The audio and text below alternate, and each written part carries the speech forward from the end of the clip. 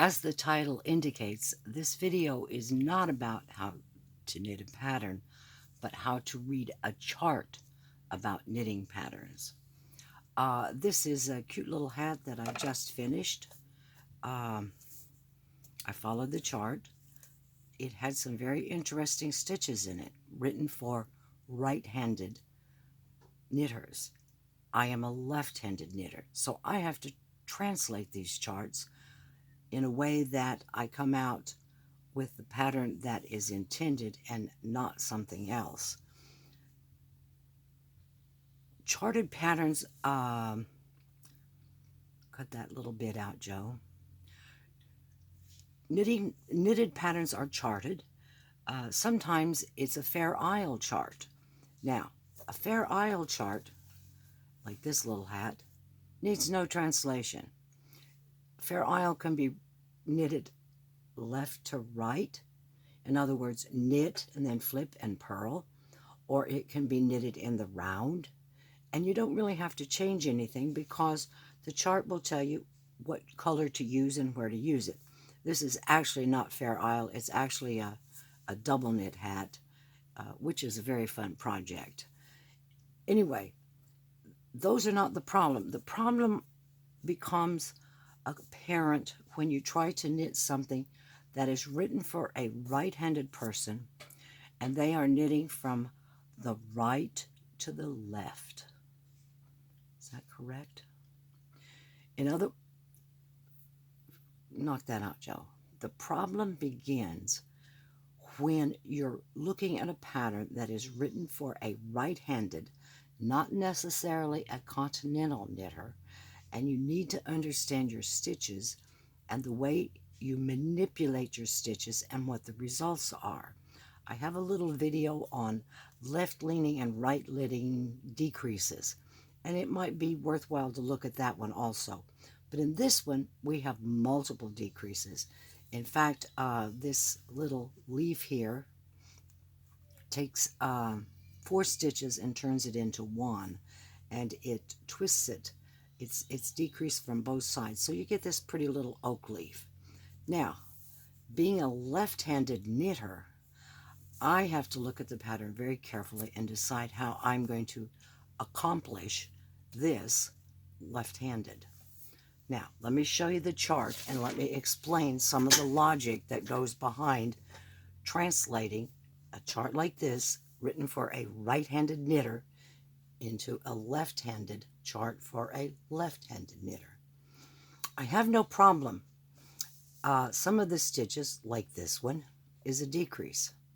It's a knit. Now, I know how to make a left-leaning knit decrease, and I know how to make a right-leaning decrease. Not a problem. This one is a cable. I know how to cable, okay? And I know how to make the cable go this way or that way. The problem for me was these right here. These are the leaves here, and if I make this leaf point here, as would be if I followed their directions, I would not have an oak leaf. So what I had to do was I grabbed the descriptions on how to make this stitch. Okay, and if you look at the chart carefully, you can see it uses 1, 2, 3, 4 knit stitches and turns them in, well, actually they're purl stitches, and turns them into a knit. Okay, this ends up being a knit stitch, as you can see from the pattern, as you can see on the hat. Okay, thinking about it, I say, okay, when I knit, I'm actually doing everything backwards, correct?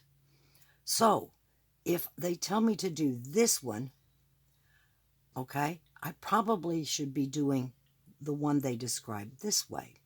So I go to my little description on how their abbreviations are, and I come down here and I find a right decrease. That's what this one's called here. It's a right decrease. It leans to the right. Okay, and I find it Oh, where did it go to? Maybe I have the wrong one. I have the right one. Joe, you can cut that little bit about that stuff out.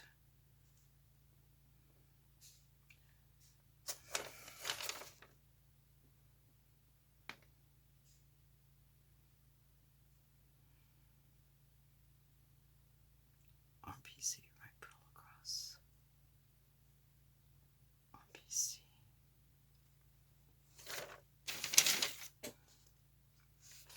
Okay, I found it. All right, Joe, I found what I was looking for. You can start again. So I need to find out what the right one, leaning right, looks like, and what the left one, leaning left, looks like. And I need to switch those because I'm going from left to right and they're coming from right to left. So if I just use the reverse, I'll be okay.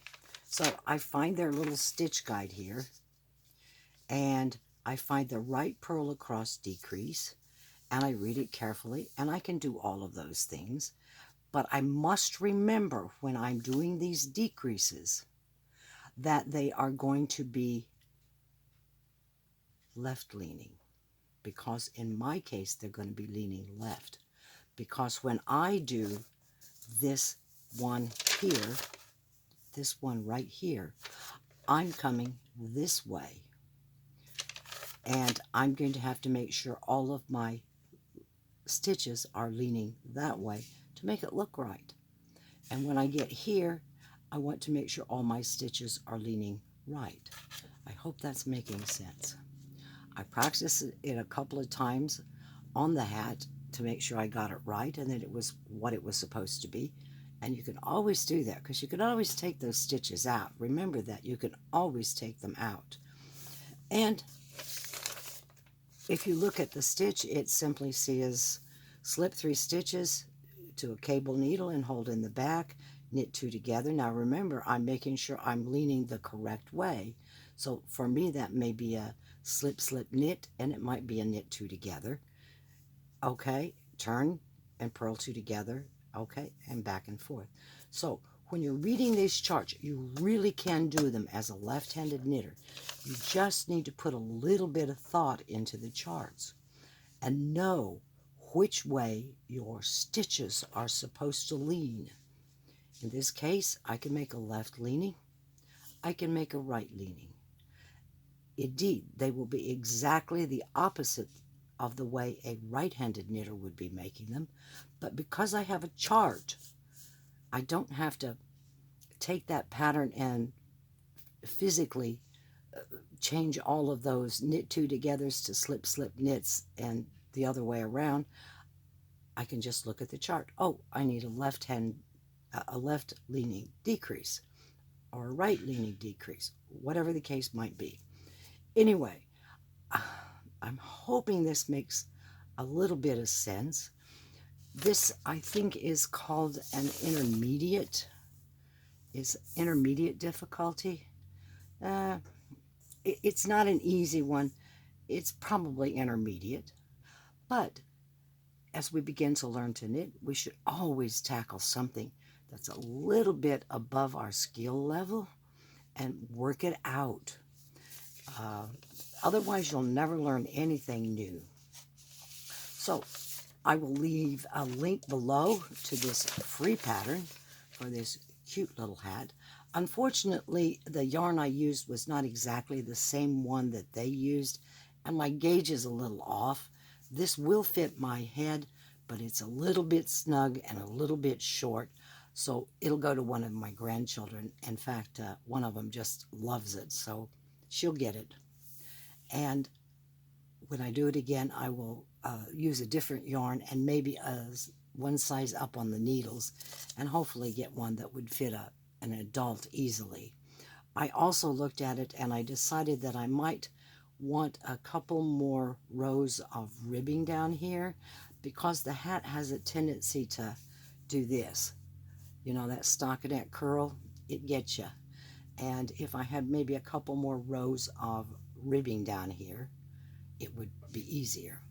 The other thing I find when I'm using these patterns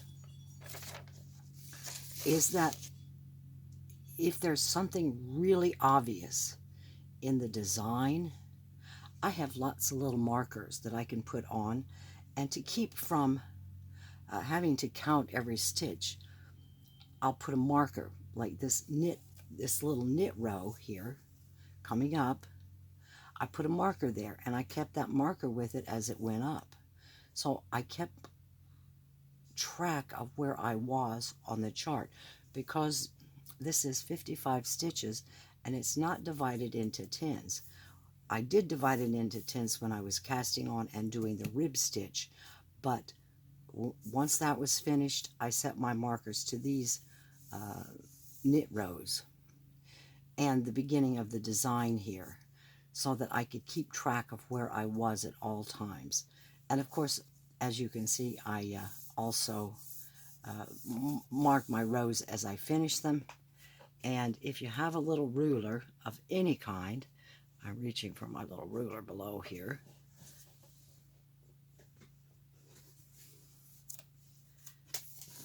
A little ruler that you can set and keep track of.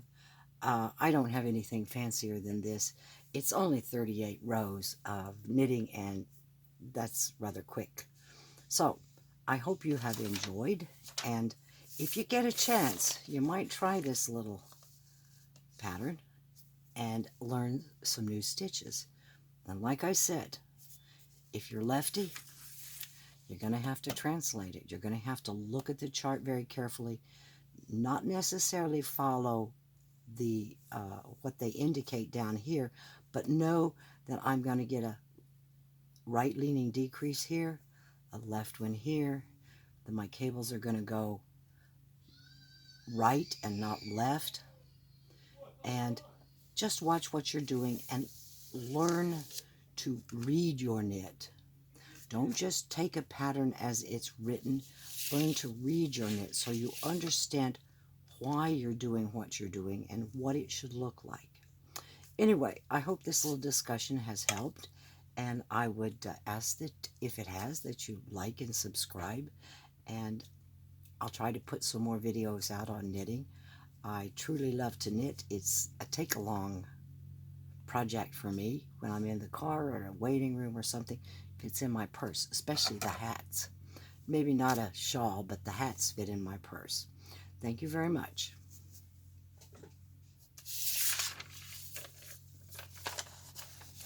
All right, let's see what we got.